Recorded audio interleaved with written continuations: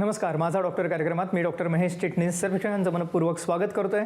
आपल्याच्या कार्यक्रमाचा विषय आहे तो आहे मेंदूचे आणि मज्जारज्जूचे आजार म्हणजेच मणक्यांचे विकार आणि त्यावरती असणारे आधुनिक उपचार. आणि विषयी चर्चा करण्यासाठी सिनियर न्यूरोसर्जन म्हणजेच ब्रेन अँड स्पाइन सर्जन असणारे डॉक्टर चंद्रशेखर आपल्याच्या कार्यक्रमात सहभागी झालेत. तर मी आपली स्वप्न ओळख करून देतोय डॉक्टर चंद्रशेखर यांची. नमस्कार सर. नमस्कार. डॉक्टर चंद्रशेखर यांचं व्यक्तिमत्व आता आंतरराष्ट्रीय स्तरावरती प्रख्यात आहे. मला आवर्जून सांगायचं असतं की त्यांनी न्यूरोसर्जरी या विषयामध्ये प्रावीण्य संपादन केलेलं आहे आणि हे करत असताना त्यांना मुंबई युनिव्हर्सिटी KM हॉस्पिटलमधून रौप्य पदक देऊन सन्मानित करण्यात आलं होतं. सगळ्यात महत्त्वाची गोष्ट म्हणजे ते याच ठिकाणी थांबले नाहीत, तर न्यूरोसर्जरीमधलं पुढचं प्रगत प्रशिक्षण त्यांनी जपान या ठिकाणी जाऊन संपादन केलं. या ठिकाणी विशेष करून न्यूरोव्हॅस्क्युलर सर्जरी म्हणजे मेंदूच्या रक्तवाहिन्यांचे आजार आणि त्यावरचे असणारे आधुनिक उपचार आणि त्याच अनुषंगाने स्पाइन सर्जरी ज्याच्यामध्ये मिनिमली इन्व्हेसिव्ह सर्जरी आहे, एंडोस्कोपिक सर्जरी आहे, दुर्बिणीचे उपचार आहेत, ह्यामध्ये विशेष प्रावीण्य त्यांनी संपादन केलं. आणि अर्थातच या प्रशिक्षणाचा फायदा भारतातील रुग्णांसाठी ते भारतात परतले आणि सध्या ते पुणे या ठिकाणी नोबल हॉस्पिटलमध्ये कार्यरत आहेत. मला आवर्जून सांगायचं वाटतं की नोबल हॉस्पिटल हडपसर पुणे या ठिकाणचं जे न्यूरोसायन्सेस डिपार्टमेंट आहे याचे ते विभाग प्रमुख म्हणजेच हेड ऑफ द डिपार्टमेंट म्हणून कार्यरत आहेत. या ठिकाणी एकत्रितपणे एका छताखाली आपल्याला सर्व प्रकारच्या मेंदूचे आजार त्याचप्रमाणे मणक्यांशी निगडीत समस्या म्हणजेच मज्जारज्जूचे आजार ह्यासाठी अत्याधुनिक उपचार उपलब्ध आहेत. सर, अर्थातच आजच्या कार्यक्रमात आपण विशेष करून मेंदूविषयी बोलत आहोत आणि त्यामध्ये सुद्धा सगळ्यात कॉमन आजार आहे तो मेंदूतील गाठी, कारण ब्रेन ट्यूमर ही समस्या खूप वाढते आहे आणि गेल्या काही वर्षात त्याचं प्रमाणही वाढताना आपल्याला दिसतंय. तर सर्वप्रथम आम्हाला ब्रेन ट्यूमरविषयी सांगा. तर ब्रेन ट्यूमरच्या प्रकारबद्दल सांगतो मी. ट्यूमर जे असतात कधी कधी मेंदूचं आतून जे सुरू होतात, काय काय ट्यूमर जे असतात ते मेंदूचा वरचा एक पडदा असतो त्याच्यावरून सुरू झालेली गाठी असतात, ते फक्त मेंदूला असं दाबतं. आणि तिसरं जे प्रकारचं गाठी असतात ते जे मेंदूपासून निघणारं जे शिर असतात, जे नर्व जे म्हणतो, त्यातून उद्भवलेली गाठी असतात आणि ते पण थोडंसं मेंदूवरती प्रेशर केलेले असतात. तर हा जे ट्यूमर जे मेंदूचं आतमधून जे काही ट्यूमर सुरू झालेले ट्यूमर्स असतात ते खरं तर ब्रेन ट्यूमर्स आहेत. तर हे जे ट्यूमर जे मेंदूचं आतमधून जे ट्यूमर सुरू होतं त्याचं लक्षण बऱ्यापैकी वेगळं असतं. म्हणजे सर्वात महत्त्वाचं लक्षण म्हणजे फिट येणं. म्हणजे कुठल्याही प्रकाराला कधी फिट आलं तर काय काय लक्षणं ब्रेन ट्यूमरचं पण असू शकतो. त्याचबरोबर ट्यूमर आलं कुठं त्याच्यावरती पण अवलंबून असतं. मी जसं म्हटलं, पुढचं मेंदूला जर ट्यूमर आलं तर माणसाचं कसं वागणं बदलतं. जर लेफ्ट साईडला म्हणजे डावीकडे जर ट्यूमर आलं तर उच्चारामध्ये बदल घडतं.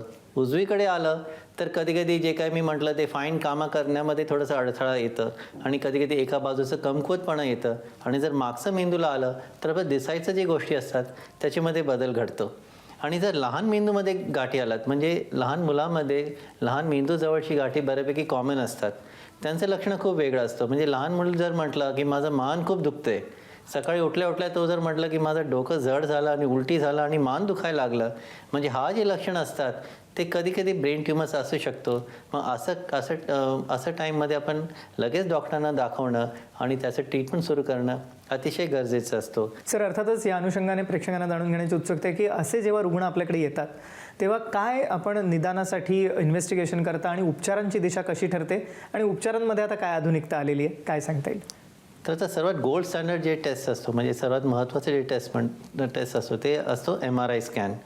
ते मॅग्नेटिक वेव्ज असतात, त्याच्याने आपल्याला ट्यूमरचं सगळ्या गोष्टीबद्दल आपल्याला थोडंसं माहिती चांगलं प्रमाणात भेटतं आहे. आता MRIमध्ये पण ॲडव्हान्सेस आहेत. आता आपल्याकडे जे नोबल हॉस्पिटलमध्ये 3 टेस्ला जे MRI आहे ते सर्वात आधुनिक MRI आहे. त्याच्यामध्ये कसं असतात की काय काय महत्त्वाचे जे फायबर्स असतात, जे काही मेंदूमधलं जे काही वायरी असतात, जे काही महत्त्वाचं वायरी असतात, खास करून जे काय आपलं बॉडीचं कंट्रोलचं जे वायरी असतात, त्याचं जवळपास तो ट्यूमर कसं आहे, त्याला चिटकून आहे का, की त्याला जखडलेली आहे का, की कसं आहे, हे सगळ्या गोष्टीचं माहिती आपल्याला हा आधुनिक MRIमध्येच भेटतं. साध्या MRIमध्ये त्याचं काही माहिती आपल्याला भेटत नाही. दुसरी गोष्ट म्हणजे आपण त्याच्यामध्ये आतमध्ये जे काही केमिकल्स असतात त्याच्यामध्ये काय व्हेरिएशन होते का, हे सगळ्या गोष्टी आपल्याला नवीन MRIमध्ये भेटतं. हे सगळं केल्यानंतर मग आपण त्याचं थोडंसं आम्ही प्लॅनिंग करतो की हा पेशंटसाठी सर्वात उत्तम कुठलं ट्रीटमेंट आहे.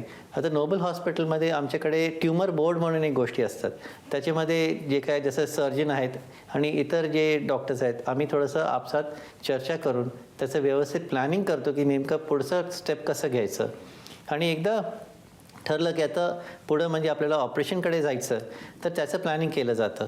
आता नोबल हॉस्पिटलमध्ये जे आहेत आपल्याकडे नॅव्हिगेशन सिस्टम एक सिस्टम आहे. म्हणजे कसं असतं की मेंदूचं जे गोष्टी असतं आपल्याला माहिती आहे की प्रत्येक गोष्टी वायरी खूप महत्त्वाचा असतो. तर त्याला धक्का न देता आणि बरोबर तिथं त्या ट्यूमरकडे जाणं आणि त्याला यशस्वीपणे काढणं याच्यासाठी नॅव्हिगेशन म्हणून सिस्टम असतात, ते त्याचं आपण उपलब्ध घेतो. दुसरी म्हणजे आजकाल जे काही ट्यूमर्स जेव्हा आपण काढायला जातो तर नॉर्मल मेंदूला धक्का लागू नये, जे काही महत्त्वाचे रक्तवाहिन्या आहेत त्याला धक्का लागू नये याच्यासाठी एक क्युझा म्हणून एक मशीन असतो. तो पण जर्मन अमेरिकन टेक्नॉलॉजीचं मशीन असतात. त्याच्याने आपण अल्ट्रासॉनिक जे म्हणतो त्याच्याने थोडंसं हळूहळू ते ट्यूमर काढलं जातं. आणि दुसरं म्हणजे न्यूरो मॉनिटरिंग. म्हणजे आजकाल तर आपण जे काही भूलचं जे काही गोष्टी असतात त्याच्यामध्ये इतकं ॲडव्हान्सेस झालेली आहेत की आपण पेशंटचं बोलता बोलता पण ऑपरेशन केलेले आहेत. म्हणजे जसं त्याचं जर हातापायाचं ताकदीचं जागेजवळ जर काही ट्यूमर असेल तर त्यावेळी आपण काय करतो की त्याच्याशी आपण पूर्णपणे त्याला बेशुद्ध न करता त्याच्याशी बोलता बोलता आपण ते ट्यूमर काढतो. मला काही दिवसांपूर्वी एक साधारण 6 महिन्यांपूर्वी डोकेदुखीचा एक जबरदस्त त्रास होता. सुरुवातीच्या MRIमध्ये रिझल्ट आला की डोक्यामध्ये डाव्या साईडला ट्यूमर आहे. रमन सरांनी ऑपरेशन केलं आणि गाठ पूर्णतः एक 90% पूर्णतः काढली. पूर्ण शुद्धीत असताना ते ऑपरेशन केलं आणि अतिशय चांगल्या प्रकारचं ऑपरेशन झालं.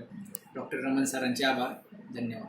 सर, या अनुषंगाने अर्थातच मला विचारावंसं वाटतं की काही गुंतागुंतीचे सुद्धा ट्यूमर आपल्याकडे शस्त्रक्रियेसाठी येतात का, आणि त्याचे उपचार आपण कसे करता? आपल्याला यशस्वीरीतीने रिझल्ट देण्यासाठी नवीन इक्विपमेंट टेक्नॉलॉजी जे म्हणतो त्याचं खूप उपयोगाचं ठरतो. त्याच्यामध्ये आपलं काय काय जे गाठी असतात आपण त्याला म्हणजे आपल्याला मेंदूचं खालीच म्हणजे मेंदूला लागूनच एक पिट्युटरी नावाचा ग्रंथी असतो. म्हणजे ते मेंदूचंच एक्सटेन्शन असतो पिट्युटरी. म्हणजे तिथून सगळं आपल्याला जे काय हार्मोन जे म्हणतो त्याचं कंट्रोल तिथं असतो. त्यातलं ते गाठी असतात ते जे काही तयार झालेले असतात आणि जे काही रक्तवाहिनीला गुंतलेले असतात ते गाठी, तर ते जे गुंतागुंतीचं गाठ आहे त्याला व्यवस्थित काढण्यासाठी आपल्याकडे अत्याधुनिक एंडोस्कोप सिस्टम आहे. म्हणजे आपण नाकातून जाऊन टाके न घेता ते पूर्णपणे आपण गाठ यशस्वीपणे काढतो. आणि काय काय गाठी असं असतात म्हणजे आपण जसं म्हणतो की मेंदू जे काय आहे ते कवटीवरती जे काही मेंदू बसलेली आहे ते कवटीचं काय काय गाठी असतात त्याला पण आपण व्यवस्थित दुर्बीणद्वारे टाकी न घेता पूर्णपणे आपल्याला काढता येते. मेरे पति डॉक्टर मनोज सिन्हा, वो भी वाराणसी में ही एज ए फिजिशियन है, प्राइवेट प्रैक्टिस करते थे. उनको 2016 में एक बार ब्रेन स्ट्रोक हुआ था, वो माइल्ड था. उसके बाद फिर उनको न्यूरो की प्रॉब्लम हो गई, तो गिर जाने से उनको सिर उनके थोड़े से फट गए और ब्लीडिंग होने लगी. बस तुरंत हम लोग उनको लेकर के यहाँ पे पुणे में नोबल हॉस्पिटल है, वहाँ पे हम लोग आए. डॉक्टर चंद्रशेखर रमन जी, उन्होंने इनकी क्रेनियोटॉमी की. सुबह करीब 7-8 बजे के करीब इनकी क्रेनियोटॉमी हुई. ठीक ठाक ऑपरेशन रहा, सक्सेस रहा. लेकिन दवा से लेकर के स्टाफ, इवन डॉक्टर्स, सब कुछ A1 कंडीशन में था. सर, अर्थातच मेंदूच्या गाठींच्या व्यतिरिक्तही विविध आजार घेऊन आपल्याकडे रुग्ण येतात. Correct. ज्याच्यामध्ये पॅरालिसिस स्ट्रोकची समस्या खूप वाढलेली आहे गेल्या काही वर्षात, ज्याच्यामध्ये हिमरेजिक स्ट्रोक आहे, मेंदूतला रक्तस्राव आहे, दुसराही स्ट्रोक आहे ज्याला आपण इन्फार्क्ट म्हणतो. तर अशा रुग्णांवरती कोणकोणते उपचार केले जातात, काय सांगता येईल? आमच्याकडे नोबल हॉस्पिटलमध्ये आम्ही एक स्ट्रोक कोड असा असतो. म्हणजे पेशंट आल्या आल्या हा कोड ॲक्टिवेट करतो आपण, स्ट्रोक कोड. एकदा तो ॲक्टिवेट झालं की सगळं जे काही मशीन्स असतं जसं MRI मशीन फक्त त्या पेशंटसाठी तयार केलेलं जातं. आणि आपल्याकडे जे काही जसं कॅथ लॅब म्हणतो तर ते पण तयार केलेले जातात की पेशंटला त्वरित आपण जे काय असतात, पेशंट जर 6 तासाचं मध्ये पक्षाघात सोबत जर आला लक्षणासोबत तर लगेच त्याला आपण त्या ट्रीटमेंटसाठी नेतो. त्याच्यामध्ये एक छोटं वायर आपण त्या रक्तवाहिन्यामध्ये सोडून ते जे काही रक्ताची गाठी जे तयार असतात रक्तवाहिन्यामध्ये, जे काही थ्रॉम्बस जे म्हणतो ते आपण काढून घेतो आणि परत रक्त पुरवठा जे असतात ते मेंदूला आपण ते एस्टॅब्लिश करून देतो. म्हणजे हा एक महत्त्वाचं ट्रीटमेंट आहे. आणि पेशंटला थोडंसं लक्षण आलं की लगेच असं हॉस्पिटलला जाऊन त्यांनी दाखवावं जिथं हा सगळं फॅसिलिटीज आहे. सर, या अनुषंगाने अर्थातच माझा पुढचा प्रश्न आहे तो मेंदूच्या दुखापतींविषयी आहे. कारण सध्या ॲक्सिडेंटचं प्रमाण खूप वाढलंय आणि मेंदूच्या दुखापती आहेत, मज्जारज्जूच्या दुखापती आहेत, म्हणजे मणक्यांना होणारी इजा आहे. कशा रीतीने ट्रीट करता आपण? याच्यामध्ये सर्वात महत्त्वाचं असं आहे की आपल्याला जितकं लवकर आपल्याला ट्रीटमेंट भेटेल ते खूप महत्त्वाचं ठरतं. आपण त्याला गोल्डन आवर असं म्हणतो.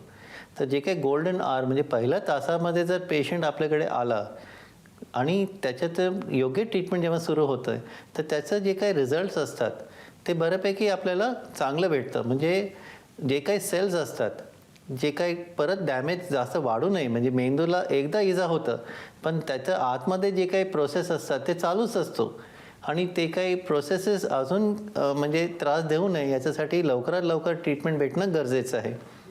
नोबल हॉस्पिटल जे आहे त्याच्यामध्ये सगळे जे काही डॉक्टर्स आहेत ते ATLS ट्रेंड असं म्हणतो, म्हणजे एक अमेरिकन ट्रॉमा गाईडलाईन एक सोसायटी आहे. त्याच्यामध्ये आपण सगळे डॉक्टर्स जे असतात, जसं मी न्यूरोसर्जन आहेत त्या हिशोबाने ऑर्थोपेडिक, जनरल सर्जन सगळे ATLS ट्रेन डॉक्टर्स आहेत. त्याच्याने आपण ते गाईडलाईनच्या हिशोबाने पेशंटचं जे काही ट्रीटमेंट आहे ते त्वरित सुरू करतो आणि त्या हिशोबाने ते रिझल्ट चांगलं भेटावं या उद्देशाने हे फर्स्ट आवर्सचं जे ट्रीटमेंट आहे ते खूप महत्त्वाचं ठरतो. माझ्या मिसेस ॲक्टिव्हवर चालवती गाडी, तर तेव्हा तिला धडक दिली आणि ती पडल्यानंतर ती दगडावरती पडल्यामुळं तिला डोक्याला खूप मार लागला. टाटा मोटरच्या मित्रमंडळींनी नोबल हॉस्पिटल मला रेफर केलं आणि चंद्रशेखर सर आहेत चांगले न्यूरोलॉजिस्ट, तर त्यांना आपण दाखवू. MRI केलं, त्याच्यात थोडे 4-5 ठिकाणी थोडासा धक्का लागलेला होता मेंदूला, पण तिथेही ऑपरेशनची गरज नाही असं सरांनी मला, चंद्रशेखर सरांनी स्वतः वैयक्तिक येऊन भेटून सांगितलं. अनकॉन्शियस 2 महिने कोमामध्ये जाणारी बिचारी 10व्या दिवशी डोळे उघडते. त्याचे काहीतरी मिरॅकल्स आहे. That was the miracle, no any word. Sir, अर्थातच ह्या व्यतिरिक्त आपल्याला मेंदू म्हटलं की डोळ्यासमोर अर्थातच एक लक्षण येतं, ते डोकेदुखी अगदी किंवा हेडेक. आणि ह्याचा परिणाम कधी कधी खूप जास्त तीव्र स्वरूपाचा असू शकतो, मोठा आजारही त्यातून संभवू शकतो. तर डोकेदुखीविषयी आमच्या प्रेक्षकांना आपण काय सांगाल? जे काही डोकं दुखणे असतं, जे आपल्याला रुटीनली जे काही डोकं दुखते त्या व्यतिरिक्त असं जर कधी डोकं दुखलं तीव्र प्रमाणात की आधी कधीच दुखलं नाही, तर आपल्याला त्वरित डॉक्टरांकडे जाणं गरजेचं आहे. खास करून आपल्याला जर वयाचं 50 वय जे असतं त्याचं पुढे जे काही दुखणं असतो, असं जर पहिल्यांदा आपल्याला जर डोकं दुखलं जर 50 वयानंतर, तर आपल्याला डॉक्टरांना दाखवणं गरजेचं असतं. जे आपण सकाळी उठल्या जे काही डोकं दुखून जे काही उलटा जे होणं सकाळी उठल्या तो पण जे लक्षण असतात ते महत्त्वाचं लक्षण असतो, ते डॉक्टरांना दाखवणं गरजेचं आहे. आणि मी जसं आधी म्हटलं होतं, लहान बाळामध्ये पण आजकाल पीडियाट्रिक जे गोष्टी असतात, कारण त्यांना इतका अभ्यास असतो आणि त्यांचं स्क्रीन टाईम पण इतकं जास्त असतात की त्यांना डोकं दुखणं हा खूप कॉमन सिम्पटम आलेली आहेत.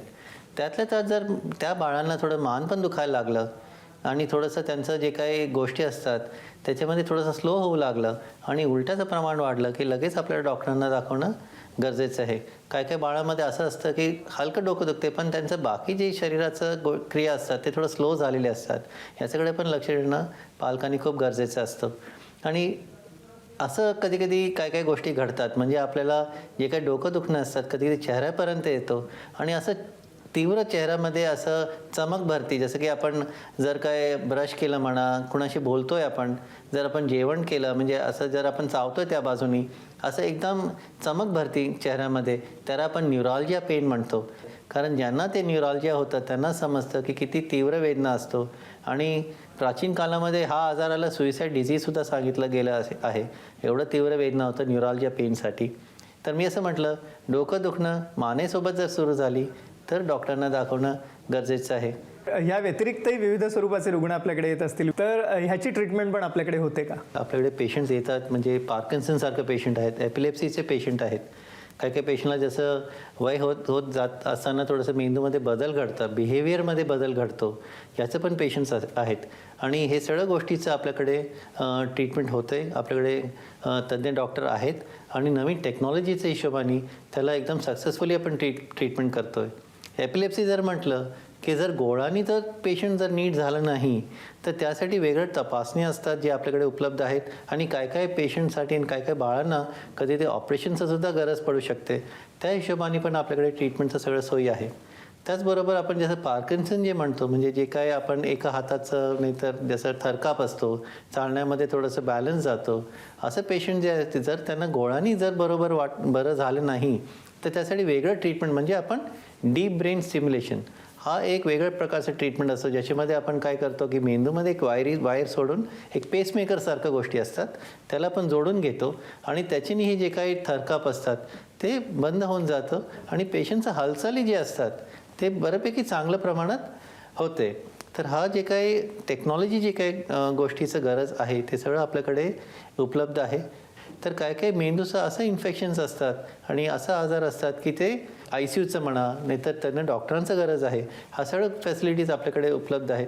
तर असं जे काही गोष्टी असतात हा सुद्धा नोबल हॉस्पिटलमध्ये ट्रीटमेंट केलं जातं. डॉक्टर चंद्रशेखर सर, आपण आजच्या कार्यक्रमात सहभागी झालात आणि एक अमूल्य मार्गदर्शन प्रश्न केलं त्याबद्दल मनपूर्वक आभार. धन्यवाद. धन्यवाद.